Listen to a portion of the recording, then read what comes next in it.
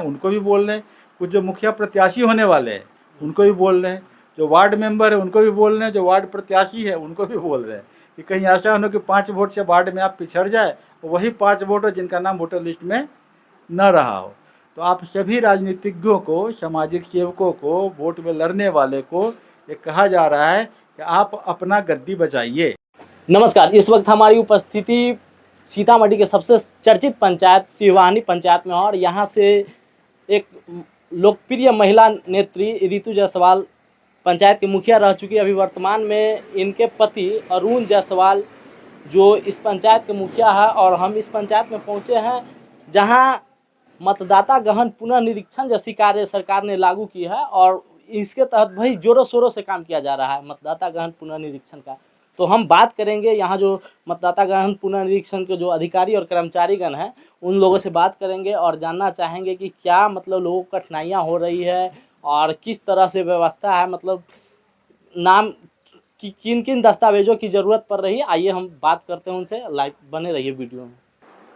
जैसा कि हम पहुंच चुके हैं ऑफिस में और हम बात करेंगे यहाँ पे जो मतदाता गहन पुनः निरीक्षण जैसी कार्य है सरकार करवा रही है उनके जो अधिकारी और कर्मचारीगण हैं और साथ में है यहाँ के मुखिया अरुण कुमार जायसवाल जी। सभी लोगों से बात करेंगे और जानना चाहेंगे कि किन किन परेशानियों का सामना करना पड़ रहा है और लोगों का किस तरह से काम किया जा रहा है कि कोई भी लोग वोट देने के अधिकार से वंचित ना हो। सबसे पहले मैम, क्या आपका परिचय क्या हुआ? मैम, हम लेडी सुपरवाइजर हैं ICDS के। मैम मतलब कैसा, मतलब जो ये मतदाता गहन पुनरीक्षण जैसी कार्य हो रही है तो इसमें मतलब किन किन लोगों का है जो वोटर लिस्ट से नाम हटाना है और कितना मतलब अभी तक कितना काम कर चुके हैं? सर, वोटर लिस्ट से नाम उन्हीं का हटाना है जो डेड हो गए हैं, ठीक है, और जो डबलिंग है उनको एक जगह मतलब उसको आधा करना है बस। और काम हमारा चल रहा है, 60% तक पहुंच गया है, हम लोग 90% का डेट। मैम इसका लास्ट डेट कब तक है? 26 है, पर हम लोग उससे पहले ही काम कर लेंगे। सर आप अपना परिचय दीजिएगा। सर, प्रखंड पंचायत राज पदाधिकारी सोनवर। सर कितना मतलब कितना कठिनाइयों का सामना करना पड़ रहा है और मतलब आप लोग कहाँ तक अभी तक करने में सक्सेस हो पाए हैं, मतलब कितना लोगों का काम कर चुके हैं? अभी हम लोग ऑन एवरेज देख रहे हैं कि 60% कर लिए हैं और हमें लग रहा है कि 2 से 3 दिन में हम लोग 100% अचीव कर लेंगे और एक ही लक्ष्य है कि कोई भी मतदाता छूटे नहीं, और उसी पे मिशन पे हम लोग काम कर रहे हैं। सर क्या कहना चाहिएगा, मतलब मतदाता गहन पुनर्निरीक्षण जैसी कार्य आप बहुत मतलब एक्टिव होकर काम करवा रहे हैं अपने पंचायत के लोगों के लिए, तो सर क्या आपकी क्या राय है इसको? देखिए, मेरा नाम अरुण कुमार जायसवाल हुआ, मैं यहाँ का चयनित मुखिया हूँ।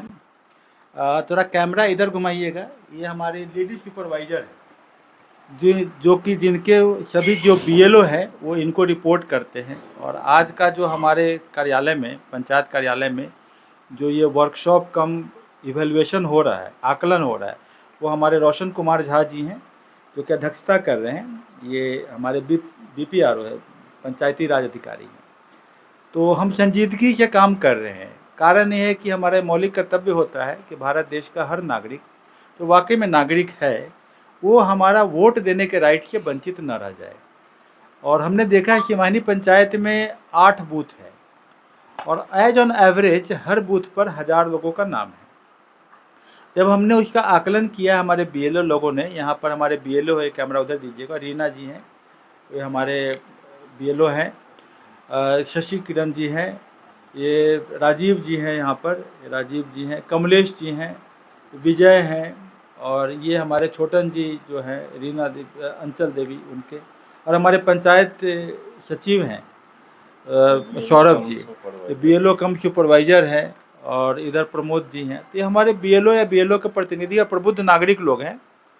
तो ये लोग बड़ी मेहनत कर रहे हैं। ये लोग घर घर जाके फॉर्म जो डिस्ट्रीब्यूट पहला जो करना था, फॉर्म की कॉपी दीजिएगा, जरा दिखा देते हैं।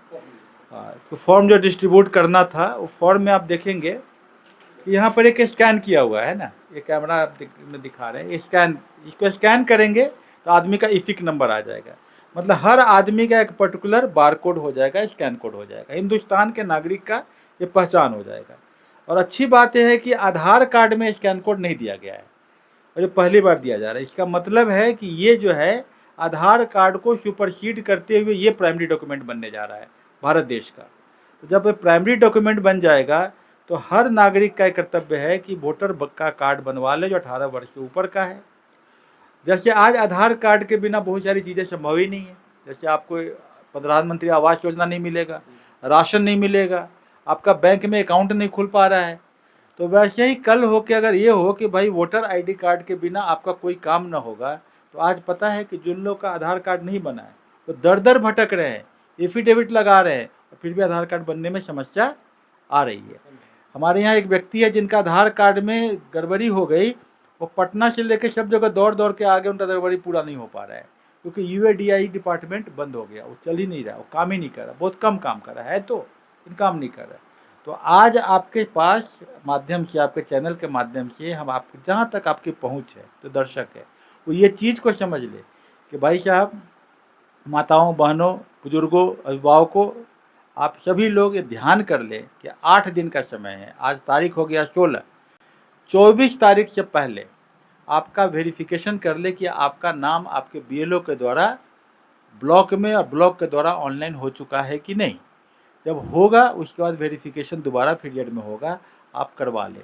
हो सकता है कि आपके कुछ लोग पंजाब गए हों, चंडीगढ़ गए हों, कहीं कमाने गए हों, उनको बताइए कि आप फॉर्म के बारे में पूरा डिटेल लिख के यहाँ भेज दीजिए ताकि यहाँ का बीएलओ वेरीफाई कर ले कि आपका नाम भरा गया है कि नहीं। हो सकता है कि वहाँ के कॉमन सर्विस सेंटर में गए और वहाँ पर उनका नाम ढंग से नहीं हो पाया हो, तो हमारे बीएलओ की जिम्मेदारी होती है कि वो काम को कर दे।